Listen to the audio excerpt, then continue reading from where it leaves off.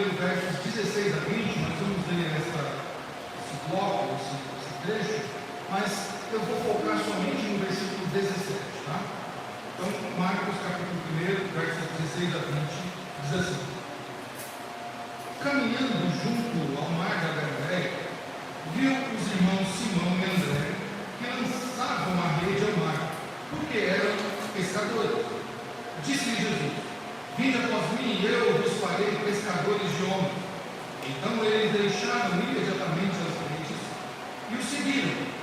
Pouco mais adiante, viu Tiago, filho de Zebedeu, e João, seu irmão, que estavam no barco consertando as redes.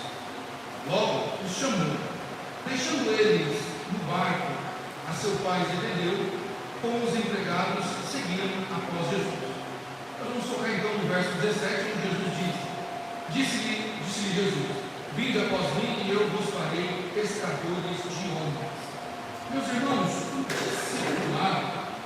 o discipulado de Jesus, ele transformou profundamente a vida desses homens do primeiro século. O discipulado de Jesus, ele transformou a vida desses homens, dos discípulos de Jesus, e mudou radicalmente todo o entendimento daqueles homens. Ele levou esses homens, que eram homens comuns, transformou eles de homens comuns, para líderes espirituais de outras pessoas. E eles também espalharam o Evangelho para todo mundo.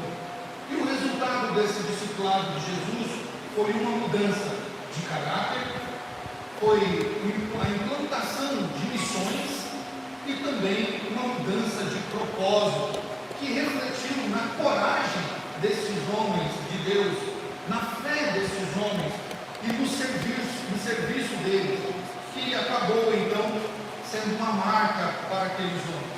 O discipulado de Jesus marcou a vida desses homens, transformando cada um deles, e a história acaba comprovando essa mudança, acaba comprovando essas marcas que ficaram na vida desses homens.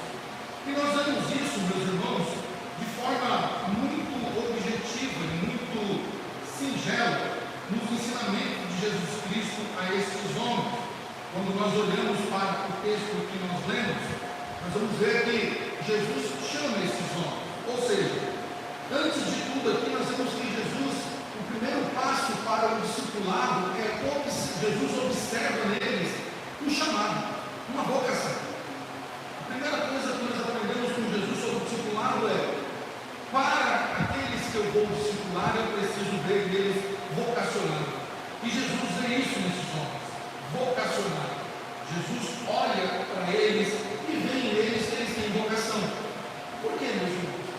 Como eu disse na pregação anterior, olhando com os olhos humanos, quem veria naqueles homens alguma coisa boa?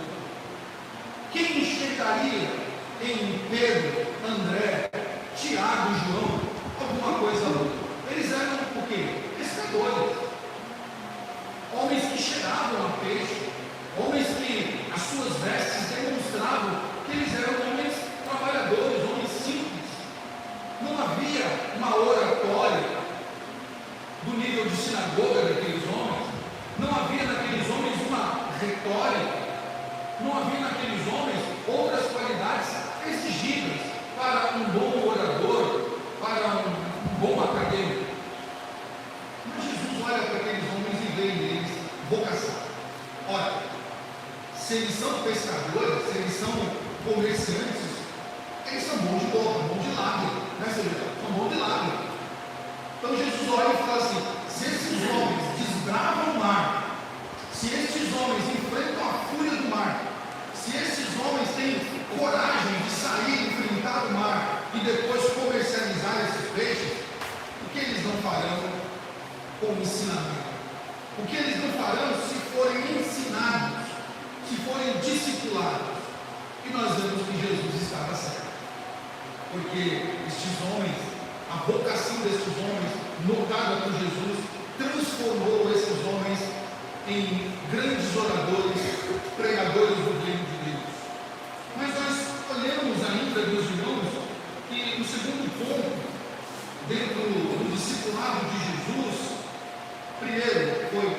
vocacionado. Né? O segundo ensinamento que nós vemos aqui nesse texto é que Jesus, ao chamar aqueles homens para um discipulado, Jesus chama eles para um discipulado radical. Para um discipulado radical. Ou seja, Jesus não pega aqueles homens e diz, ó, vem, eu já vou colocar vocês para trabalhar. Não, Jesus diz, vem após mim, né? Verso 17. Vinde após mim, e eu vos farei. O verbo fazer aqui, meu irmão, ele implica em não só executar o seu trabalho no momento em que é chamado, mas em ensinamento. Né? Sabe aquela mãe que assim, o filho fala alguma coisa, a mãe pede alguma coisa, o filho e a filha fala assim, mãe, eu não sei fazer. Eu vou te ensinar a fazer. Vem aqui que eu vou te ensinar a fazer. Em outras palavras, a mãe e o pai estão dizendo assim, vinde após mim, eu vou fazer você fazer um belo arroz, uma bela mistura, fazer você limpar a casa do nosso pai. Isso é ensinamento. Jesus olha para aqueles homens no primeiro momento, vê vocação. O segundo ponto do discipulado de Jesus é ensinar aqueles homens o que eles deveriam fazer. Uma atitude interessante. O discipulador, nós veremos isso quando chegarmos em Marcos 16, mas o discipulador ele precisa desses passos. Ele precisa enxergar potencial no seu discipulado. E ele precisa ensinar. Ensinar é uma dádiva, é um dom. É um dom ensinar. Temos aqui professores que sabem isso. Ensinar é um dom. Não é todo mundo que tem capacidade para ensinar. Mas olha que interessante. No discipulado de Jesus chama todos aqueles que, aos olhos da sociedade, não podem oferecer nada, muito menos ensinar alguém, porque o que o pescador vai ensinar? Jesus transforma a vida deles para que eles, uma vez discipulados, agora eles possam também discipular o povo. E o terceiro ponto do ensinamento de Jesus que nós podemos ver aqui no texto, então ele vê vocação ou capacidade, né? Aí você pode trocar um adjetivo, mas Jesus olha naqueles homens potencial, vocação. Segundo ponto, Jesus chama eles para nos ensinar. E o terceiro ponto, que eu acho fantástico, Jesus antecipa o resultado do discipulado. Mas ele diz, vinde após mim, e eu vos farei pescadores de homens. Jesus está antecipando o que vai acontecer na vida deles. Então nós podemos ver, meus irmãos, que o discipulado basicamente eu preciso enxergar potencial no meu discipulando, eu preciso ensiná-lo e eu preciso mostrar a ele que ao final do discipulado ele vai dar fruto, ele vai dar resultado. E é isso basicamente que nós vemos. E olha que interessante, meus irmãos, quando nós olhamos para o Evangelho de Jesus Cristo, narrado nas Escrituras, nós vemos que o que Jesus propôs aqui, de fato aconteceu. Se eu e você não tivesse a história contada, a gente ia olhar iguais aos que estavam próximos de Jesus, e dizer assim, mas espera lá, ele chamou Pedro, não tem cabimento. Pedro, André, Tiago e João. Primeiro que eles são da Galileia. E não pode sair nada bom da Galileia. Talvez, só talvez aqui eu estou conjecturando, talvez alguém levantou aquela lebre, lembra da questão da criança, o menino ser ensinado toda a lei, e ele passava por etapas. E essas etapas eram uma espécie de eliminatórias. Se aquela criança não desenvolvesse bem o aprendizado que os rabinos ensinavam, aquela criança era descartada para aprender a profissão do pai. Talvez alguém levantou assim, eles não foram nem capazes de aprender a lei, não se tornaram discípulos de nenhum rabino, que agora chamam eles para discipulá-los e dizendo que eles vão ser pescadores de homens. Isso aí, se nós não tivéssemos a história contada, possivelmente nós olharíamos com isso. Mas como nós temos a história contada, nós podemos dizer que legal, Jesus realmente transformou a vida de pessoas. Mas olha que interessante, meus irmãos,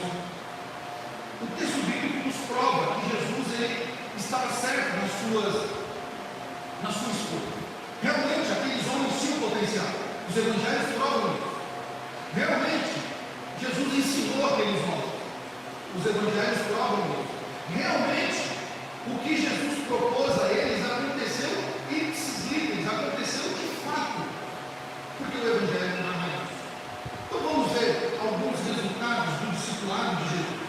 Primeira coisa que aconteceu com aqueles homens: transformação de caráter. Jesus discipula aqueles homens e um dos resultados é transformação de caráter. Os discípulos de Jesus, entre pescadores, eram também cobradores de impostos, tá? E outras profissões mais não muito agradáveis ao público. Mas Jesus transforma o caráter deles. Jesus molda os seus discípulos para que eles agora não andem mais como eles andavam nas suas tratativas diárias, nos seus comércios, no seu trabalho. Agora os discípulos, com o seu caráter transformado, eles passam a viver uma vida de santidade e uma vida humilde. Nós podemos ver isso, por exemplo, na vida de Mateus, cobrador de impostos, que não era bem visto pelo seu próprio povo. Mateus cobrava imposto do seu próprio povo. Quando Mateus se encontra com Jesus, Jesus diz: vem, me segue. Mateus tem o seu caráter transformado e agora ele não é mais um cobrador de imposto. Agora Mateus tem uma vida de santidade, tem uma vida voltada para o bem do próximo e uma vida de humildade. Nós vemos, por exemplo, Pedro, que era um pouco colérico, um pouco exaltado. Após a sua conversão, após o seu discipulado, Pedro agora é aquele que escreve essas duas cartas e fala de humildade e se posta como alguém humilde de fato. Os discípulos, então, nesse ensinamento de Jesus, o seu caráter é mudado e há uma mudança de valores na vida deles. Eles abandonam as ambições, eles abandonam os seus desejos pessoais.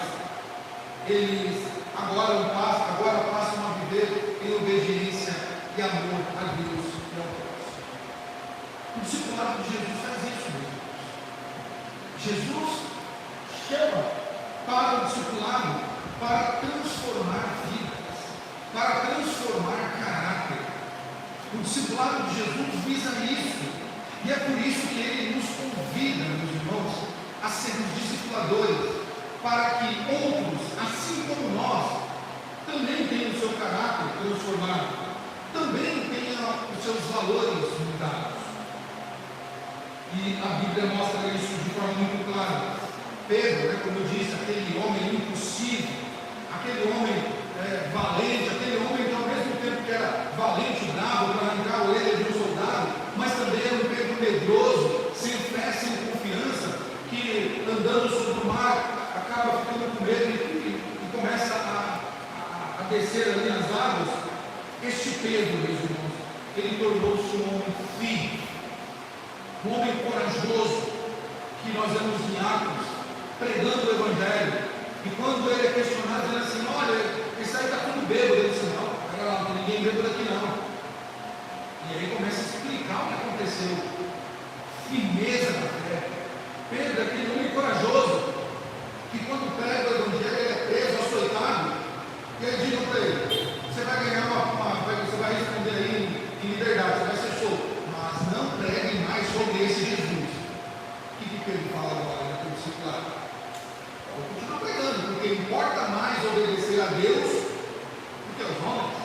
Então Pedro está convicto agora. O discipulado de Jesus mudou o caráter de Pedro, mudou o caráter dos discípulos, mudou os valores daqueles homens. Aqueles homens agora não têm mais a sua vida como gloriosa, mas agora eles vivem para o reino de Deus e a sua justiça.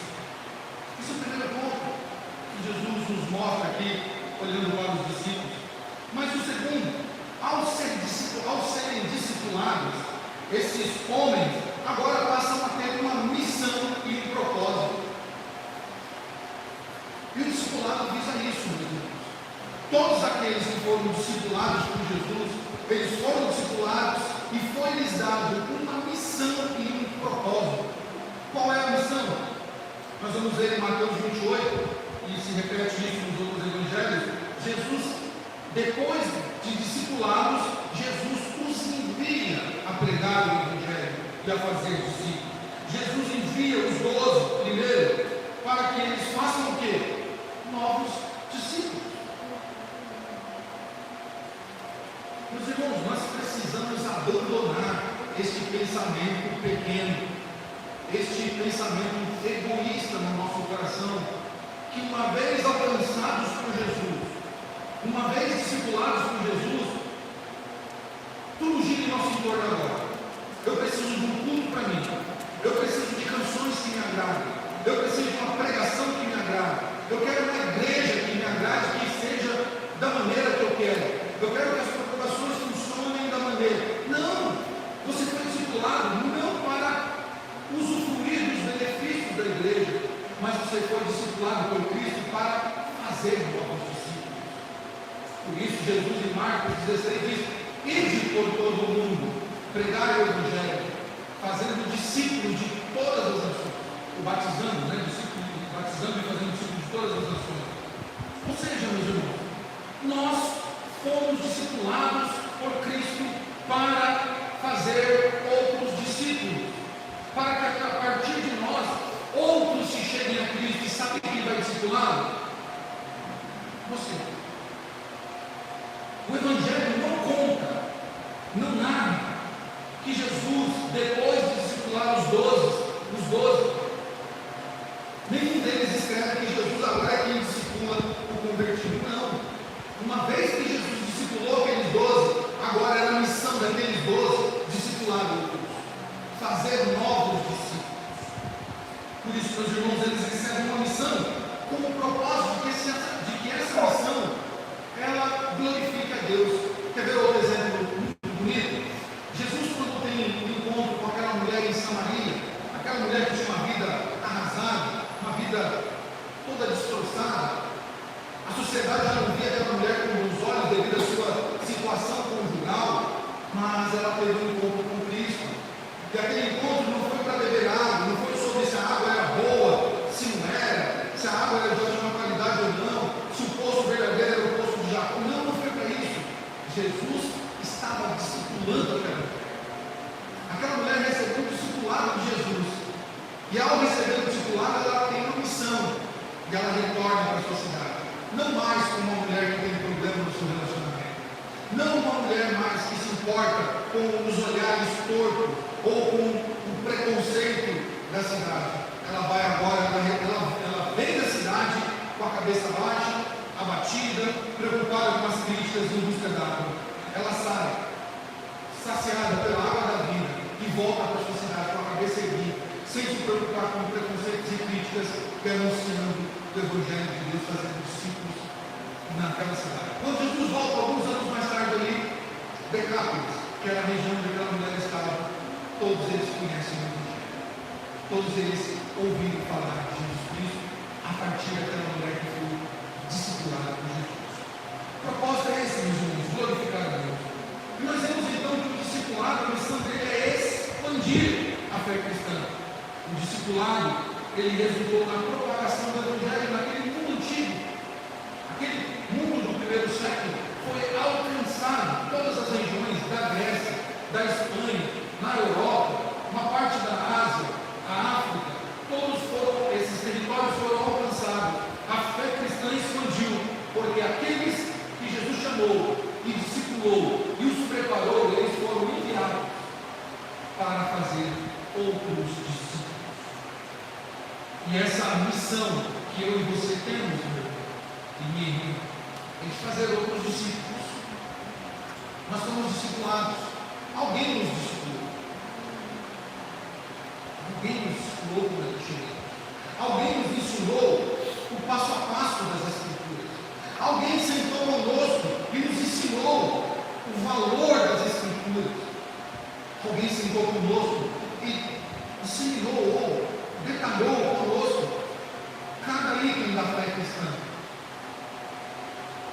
Nós passamos por esse processo. Para quê? Para agora eu sentar no banco e somente usufruir, não. Para que você discipline, para que você faça com os outros aquilo que fizeram com você, propagar a fé cristã, expandir a fé cristã. E isso, meus irmãos, é um compromisso com obediência. Aqueles homens passaram a viver não apenas como aprendizes, mas como mestres que guiavam outros que estavam sendo disciplinados. Meus irmãos, vocês que estão aqui nesta noite e outros que nos assistirão futuramente, Jesus nos chamou e nos discipulou, mas agora nós não somos mais aprendizes, nós agora precisamos ensinar. Jesus nos catequizou, Jesus nos ensinou para que nós ensinássemos a outros. E isso é um compromisso que eu e você devemos atender com obediência ao nosso Senhor. Devemos fazer isso com obediência. Atender esse convite do Senhor, esse chamado do Senhor, esta grande comissão que nos é imposta. Mas ainda, meus irmãos, vemos nesse discipulado de Jesus que um dos resultados, então, o primeiro resultado foi mudança de caráter, mudança de valor. Há uma missão e um propósito incluído. E o terceiro, aqueles homens que foram discipulados por Jesus, eles tiveram um crescimento espiritual. Quando nós olhamos para os evangelhos, nós vemos isso. Estes homens agora maduros na fé, dependentes de Deus, e agora vivendo em comunidade. Os discípulos, meus irmãos, não foram apenas não receberam apenas um aprendizado intelectual, cognitivo. Eles receberam um ensinamento espiritual. E nós podemos ver isso no livro de Atos. Quando nós começamos a ler o livro de Atos, desde o capítulo 1 e discorrendo em todos os capítulos, nós vamos ver isso. Maturidade de fé. Maturidade. Agora, o João Marcos não corre mais sem boca, com medo de ser preso pelos soldados romanos. Agora, João Marcos está envolvido com missão. Agora, Pedro e os discípulos não se escondem mais, com medo de serem presos. Pedro não nega mais a Cristo, dizendo: não conheço, nunca vi, não sei quem é. Não. Agora eles pegam o Evangelho e fazem discípulos publicamente, não se importando se vão ser presos ou não. Agora eles têm maturidade na fé, eles sabem que eles dependem somente de Cristo, somente de Cristo. E o próprio Pedro vai falar sobre isso, sobre essa maturidade que ele passou, ou que ele recebeu no seu discipulado. Quando ele escreve a sua primeira carta, ele fala, depois de glorificar Deus, ele fala da santidade de vida no capítulo 1, que é preciso ter. Ele fala sobre essa santidade que deve ser vivida em amor. E ele fala também, meus irmãos, que a nossa vida no capítulo 2 deve ser uma vida exemplar. Capítulo 3, ele repete de novo que a vida do cristão deve ser exemplar, né? com a sua família agora também. Ele vai falar, interessante Pedro falando isso no capítulo 3, vai falar de longanimidade, né? Vai falar de longanimidade, apontando para a longanimidade de Deus, mas falando de longanimidade. Ele vai expandir isso em todos os seus escritos. Nós olhamos que esse Pedro é muito diferente daquele Pedro que negou Jesus, daquele Pedro que também, assim como os discípulos, se esconderam com medo de serem presos. Mudança, crescimento espiritual. Notem que interessante, meus irmãos. Nenhum daqueles homens, principalmente esses quatro que nós estamos vendo aqui, Simão, que é Pedro, André, Tiago e João, nenhum deles, depois de serem discipulados por Jesus, ficaram estagnados espiritualmente. E aqui cabe uma alerta para nós, para todos nós. Se em todo esse tempo de caminhada, de crente que nós temos, tempo de crente que nós temos, se não houve uma mudança espiritual em mim, eu preciso viver o meu contigo. Eu preciso viver. Eu não estou dizendo que nós não podemos passar por altos e baixos. Podemos. Fatalidades mexem com a nossa fé. Coisas que acontecem sem a nossa previsão abala. Já que o nosso remédio mexe com a nossa espiritualidade, a nossa fé. Não é esse o problema. O problema é o que está acontecendo de forma diária, o tempo todo. Se eu não cresci espiritualmente, se eu não desenvolvi um crescimento espiritual, eu preciso viver o meu cristianismo. O que está acontecendo comigo? Paulo chega na igreja de Corinto, se não me falha a memória, e ele exorta aqueles que dizem assim: pera lá, vocês estão tanto tempo aqui e tomando leite maternal ainda, vocês já deviam estar comendo um alimento mais sólido e não serem alimentados como crianças de peito. Paulo está exortando, dizendo assim: vocês já precisam estar em um nível espiritual diferente dos outros. Irmãos, não dá para nós, depois de 10, 15 ou 20 anos de cristianismo, e a gente tem a nossa fé igualzinha ou uma espiritualidade de quem chegou domingo passado na igreja, de quem se converteu há um mês. Ah, mas quem se converteu há um mês está vivendo o primeiro amor, aquela alegria, então vai buscar o primeiro amor. Então iremos buscar o primeiro amor. Essa é uma exortação lá na igreja, as 7 igrejas da Ásia, né? Exortação que Deus dá: volte ao primeiro amor. Discipulado de Jesus pressupõe crescimento espiritual, dependência de Deus e vida em comunidade. Indo para o final, ainda o quarto ponto no discipulado de Jesus que nós podemos observar a partir do verso 17, que é o impacto histórico que esse discipulado de Jesus fez. Irmãos, muitos homens tiveram discípulos: Platão, Sócrates, Aristóteles e tantos outros aí, para não ficar só na filosofia, na política, na economia, na própria religião. Tantos homens tiveram discípulos, mas discipulado radical como o de Jesus não houve, meus irmãos. Tanto é que houve um impacto na história. Somente Jesus conseguiu pegar 12 homens improváveis, 12 homens que não tinham, dentro do olhar social, aqueles homens não tinham qualificações para se tornarem o que eles de fato se tornaram. O que nós vemos a partir do discipulado de Jesus? A fundação da igreja de Cristo na terra.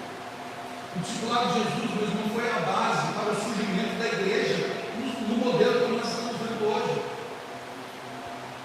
A igreja de Cristo, vejam só, aqueles homens foram responsáveis, né, por serem usados por Deus para a instituição da igreja como organismo terreno. Que outro discipulador fez isso? Qual outra grande obra que algum discipulador deixou através dos seus discípulos?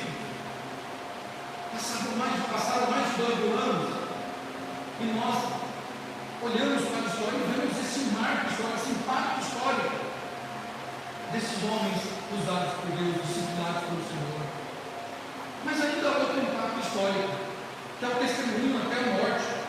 Muitos daqueles discípulos foram martirizados, mostrando fidelidade pelo Filho. Meus irmãos, ninguém morre por mentir. Ninguém. Isso aqui, até uma criança aprendendo ainda sabe, ninguém morre por mentir. Ninguém morre. Pegando o exemplo da criança. A criança, ela faz uma arte, ela nega. Mas quando o chicote começa a estralar, ela confessa.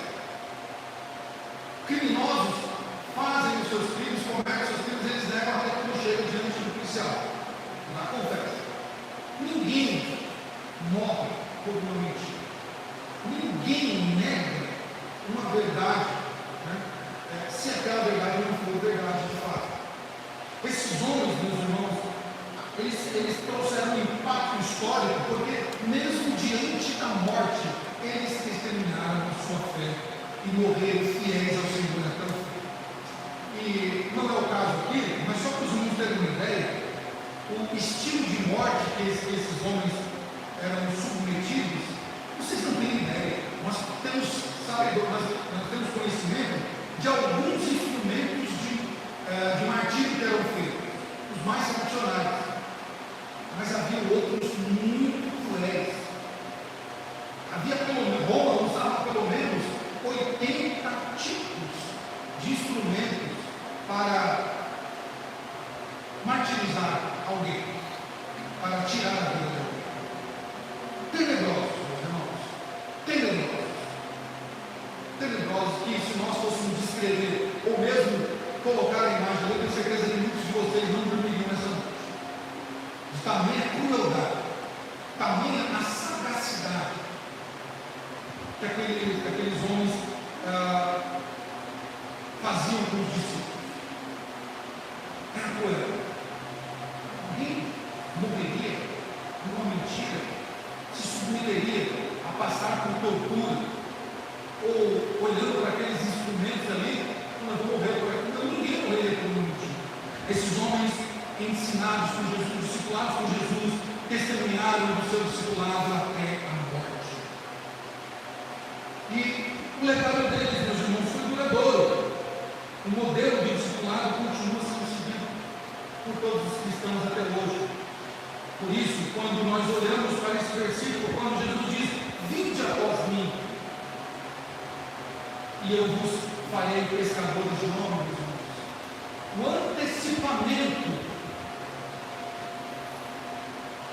do projeto de Deus na vida de um discipulador dá-nos a certeza de que aquele que prometeu, ele é fiel para cumprir. E nós não podemos duvidar, nós não precisamos temer, porque ele vai cumprir na nossa vida. Por isso, meus irmãos, a conclusão deste pensamento, ou desse ensinamento, é simples. O resultado do discipulado de Jesus na vida dos discípulos foi uma transformação radical de caráter, de valores. Agora aqueles homens estavam dispostos a morrer por algo. Agora a vida deles tinha um sentido. Agora eles sabiam que a vida deles era um esterco aqui na terra, que eles precisavam buscar o reino de Deus e a sua justiça, porque todas as outras coisas não seriam acrescentadas. Agora faz sentido olhar o texto e ver o que cada um dos apóstolos testemunharam diante da morte, porque eles sabiam, como Paulo, ainda que a casa terrena se desmorona, né? Há um edifício construído no céu, e esse não vai desmoronar. Eles tinham confiança. Eles executaram a missão deles com obediência, e houve neles um crescimento espiritual. E tudo isso, meus irmãos, fez com que esses homens se transformassem em testemunhas da fé cristã ao longo da história. E não só na nossa cabeça, no nosso pensamento ao lermos, mas testemunhado nas Escrituras, por Hebreus capítulo 11, dizendo que o mundo não foi digno daqueles homens, chamados heróis da fé, como nos livros das histórias, como nos demais livros que hoje contam cada nome de homem e mulher que passaram pelo discipulado de Jesus e tiveram suas vidas mudadas. Esse processo, meus irmãos, não apenas mudou a vida deles, mas também deu origem a um movimento que continua vivo até hoje, que é o movimento cristão. Por isso, há um convite. Esse texto não é um texto morto, como outros livros. Esse texto que nós vemos aqui, o verso 17, ele não é um texto que entrou em descontinuidade. Não é um texto que não faz sentido. Não é um texto que foi, ou uma frase que foi dita para alguém e ela se cumpriu no passado e é executada a sua missão. Não. Esse texto continua vivo hoje. Mas ele não é mais para Pedro, não é mais para André, não é mais para Tiago e João, mas ele é para você, é para mim. O convite de Jesus hoje, meus irmãos, é: vinde após mim, Heitor, Vinde após mim, Geraldo. Vinde após mim, Cássio. Vinde após mim, Estela. Vinde após mim, Amorim. E eu vos farei pescadores de homens. Jesus está nos convidando para um discipulado, mas não um discipulado qualquer, um discipulado radical. Jesus quer transformar a sua vida. Jesus quer fazer de você um homem melhor, uma mulher melhor. Jesus quer tirar tudo aquilo que atrapalha. Se vocês observarem bem o texto, aqueles homens estavam entretidos no seu trabalho, com redes, e eles marcam as redes ali. Jesus convida você nessa noite para deixa as redes do barco. Você não vai precisar dela. Nessa pescaria você não vai precisar dessas redes. Deixa ela aí. Só me siga. E eu vou transformar a sua vida. Eu vou mudar a sua vida. Eu vou marcar o teu nome na história da cidade onde você vive. Grandes obras passarão por nossas mãos. Irmãos, isso não são palavras jogadas ao vento, não são palavras para agradar ou para criar uma narrativa ou para dar uma ênfase no que eu quero falar. Não é isso. Isso é uma verdade para mim e para você. Jesus está nos chamando. Nós temos duas opções. Essa noite nós temos duas opções. Uma é rejeitar o chamado. Rejeitar o chamado. Dizer, Jesus, obrigado. Eu estou bem na minha vida, tudo está funcionando legal. Eu sou uma pessoa que vive bem. Estou tranquilo, não preciso. Como muitos fazem. E a outra opção é ser humilde. Lançar as redes do barco. Sair desse barco que você está há muito tempo e que não deu resultado, peixe nenhum chegou ali, e dizer, eu vou, Jesus, eu confio na tua palavra e sei que o Senhor me transforma, e sei que o Senhor me dá minha vida. Por fim, meus irmãos, encerrando, a chamada é para hoje, não é para mim. Eu vou arrumar um devolver, vou esperar algo, não é para hoje. Amanhã não pertence a nós. Nós não temos o controle da manhã. Não temos. Chamado de Cristo para hoje. Vinde, e eu vos farei pescadores de homens. Santíssimo Deus, graças te damos, ó Pai, pela tua bondade e misericórdia. Graças te damos porque a tua palavra é viva, é eficaz e mais penetrante do que a espada alguma de dois gumes. E por ela somos exortados, ensinados. Por ela, Senhor, somos conduzidos à verdade do Evangelho, para que atendamos a missão a qual o Senhor nos outorgou, e atendemos essa missão, Senhor, com obediência e humildade, para que o Senhor faça em nós aquilo que o Senhor quer, para que não sejamos, Senhor, hipócritas e não cantamos como cantamos nessa noite, algo que não seja verdade, porque nós cantamos que Jesus Cristo mudou o meu governo. E que isso seja uma verdade, meu Deus. Se o Senhor mudou a nossa vida, então é preciso ter mudança de caráter, mudança de valores. É preciso que nós encaremos a missão que o Senhor nos outorgou. E é preciso que nós cresçamos espiritualmente para a glória do teu nome. Ajuda-nos, a Deus, fazendo com que reflitamos nessa noite, que venhamos a refletir sobre o que ouvimos em tua parte. E que não sejamos, meu Deus, orgulhosos, que não colocamos obstruções no nosso coração para não ouvir o que o Senhor diz, mas que nós sejamos humildes e atendamos o chamado do Senhor, que nessa noite nos convida para seguir. E o Senhor certamente nos fará pescadores de homens. Obrigado, Senhor, por essa noite, obrigado por tudo que o Senhor fez e tem feito em nós. Oramos pedindo que o nosso retorno, nossos lares, seja debaixo da tua